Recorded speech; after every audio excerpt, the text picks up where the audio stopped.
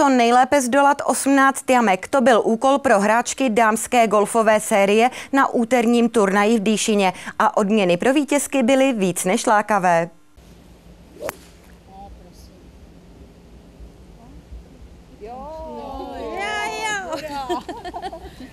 Úterní dopoledne v Dýšině patřilo několika desítkám soutěžících s golfovými holemi.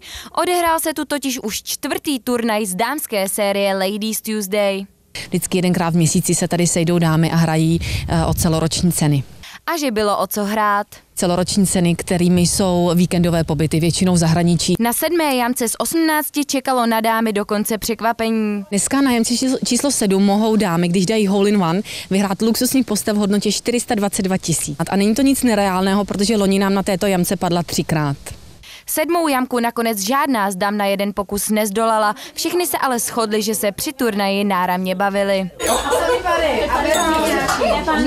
Moc se nám líbí Dýšina, je v krásné kondici, úžasná. Mně se hraje vždycky výborně.